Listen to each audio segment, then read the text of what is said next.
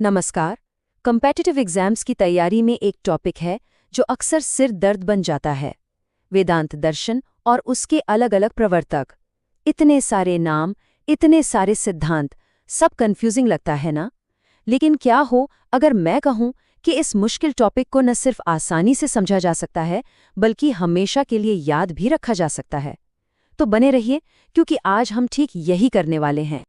तो सबसे बड़ा सवाल, वेदांत दर्शन से जुड़े सवालों में पूरे के पूरे नंबर कैसे लाएं? यही वो सवाल है जिसका जवाब हम आज ढूंढेंगे।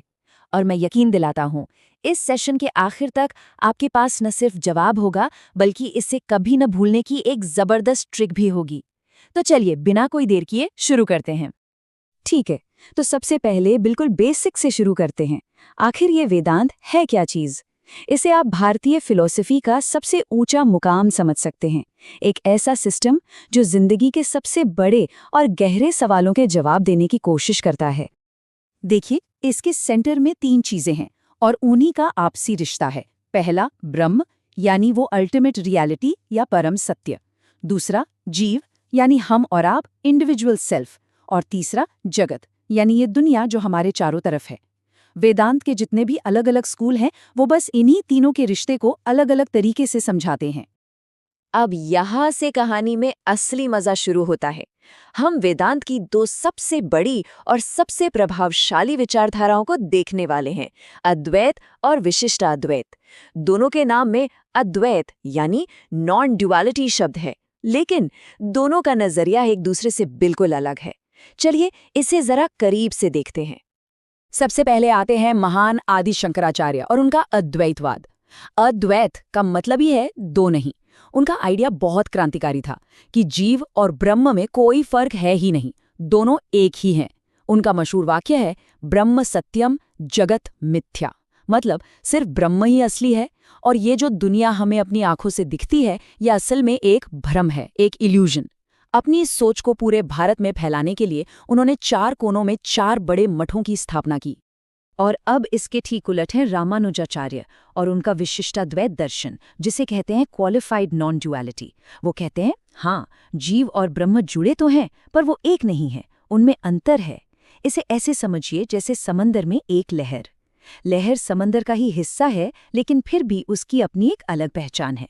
उनके लिए ईश्वर सगुण ब्रह्म है, यानी वो गुणों वाला है। उन्होंने श्री संप्रदाय की स्थापना की।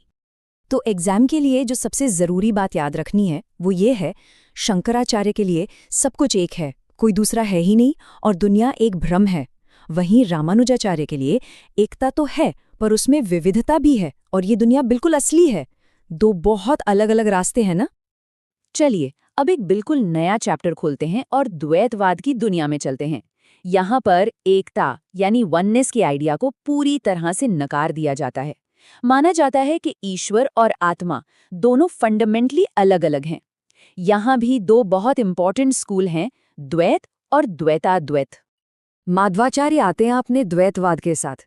उनका सिद्धांत एकदम क्रिस्टल क्लियर है, जीव और ब्रह्म पूरी तरह से हमेशा के लिए अलग हैं, कोई कंफ्यूजन नहीं।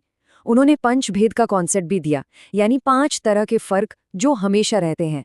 उनका ये दर्शन वैष्णव परंपरा का एक बहुत मजबूत स्तंभ है। और फिर आते हैं निम्बकाचार्य, जो इस पूरे मामले को और भी ज्यादा इंटरेस्टिंग बना देते हैं। उनका दर्शन है द्वैताद्वैत, मतलब डुअलिटी और नॉन डुअलिटी एक साथ। सुनने में थोड़ा अजीब लगता है ना? पर उनका यही मानना था कि जीव और ब्रह्म एक ही समय में अलग भी हैं और एक भी। एक सच्चा फिलोसॉफिकल पैराडॉक्स। उन्होंने निम्बाक या सनक संप्रदाय की शुरुआत की। ठीक है, हम लगभग अपने सफर के आखिर में पहुंच गए हैं। इस आखिरी सेक्शन में हम एक और कमाल के स्कूल शुद्धाद्वैत को देखेंगे और साथ ही कुछ और जरूरी भक्ति परंपराओं पर भी नजर डालेंगे, जिन्हें एग्जाम के लिए जानना बहुत जरूरी है। यहाँ आते हैं वल्लभाचार्य अपने शुद्धाद्वैत दर्शन के साथ, यानी प्योर नॉन ड्युअलिटी। याद है शंकराचार्य ने कहा था कि दुनिया मिथ्या है, एक भ्रम है।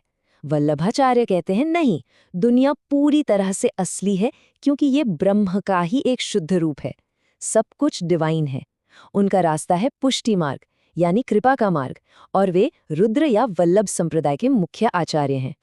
और हाँ, कुछ और भी जरूरी नाम हैं, जैसे विष्णु स्वामी, जो रुद्र संप्रदाय के एक पुराने आचार्य थे, या फिर चैतन्य महाप्रभु, जिन्होंने हरि नाम संकीर्तन के जरिए गौड़ीय संप्रदाय की शुरुआत की। और हम स्वामी हरिदास को कैसे भूल सकते हैं, जिन्होंने सखी संप्रदाय की स्थापना की, जो कृष्ण भक्ति और संगीत को समर्पित है। ठीक है, तो इतनी सारी जानकारी, इतने सारे नाम, अब सवाल ये है कि ये सब याद कैसे रहेगा। तो चिंता मत कीजिए, क्योंकि अब वो हिस्सा आ रहा है जिसका आपको इंतजार था। हमारे पास एक इतनी आसान ट्रिक है कि आप इन नामों और दर्शनों को फिर कभी नहीं भूलेंगे। जरा इस लाइन को ध्यान से देखिए। पहली नज़र में शायद ये कुछ भी लग सकता है, लेकिन यकीन मानिए, यही आपकी सीक्रेट की है। इस रिदम को अपने दिमाग में बिठा लीजिए। इसे कुछ बार दोहराइए। अ, द्वि, द्वि, शु, नी, माध्य, वल, र, चा, वी, हरि। तो ये काम कैसे करता है? अरे बहुत सिंपल है। चलिए इसे ब्रेक डाउन करते हैं। अशा मतलब अद्वैत शंकराचार्य, वेरा मतलब विशिष्टाद्वैत रामानुज, द्वयमा यानी द्वैत माधवाचार्य, द्वयनी यानी द्वैताद्वैत निम्बकाचार्य, और शुभ मतलब शुद्धाद्वैत वल्लभाचार्य। है ना बिल्कुल आसान। एक बार ये याद हो गया तो बाकी के नाम तो खेल है। इस ट्रिक के बाद एग्जाम में कंफ्यूजन का कोई चांस ही नहीं। तो बॉटम लाइन ये है, वेदांत दर्शन सिर्फ एक गहरा फिलॉसफिकल टॉपिक ही नहीं है, बल्कि ये किसी भी कम्पिटिटिव एग्जाम में अच्छे नंबर स्कोर करने का एक शॉर्ट तरीका है। अगर आपने इन कॉन्सेप्ट्स और नामों को समझ लिया तो आप दूसरों से एक कदम आगे होंगे। और आखिर में मैं एक सवाल के साथ आपको छोड़ना चाहता हूँ। क्या ये सारा ज्ञान सिर्फ एक एग्जाम पास करने का जरिया है, या फिर रियलिटी, सेल्फ और इस दुनिया के बारे में ये जो गहरे विचार हैं, ये हमारी अपनी जिंदगी को देखने का नजरिया भी बदल सकते हैं? इसका जवाब मैं आप पे छोड़ता हूँ। इस पर सोचिएगा जरूर।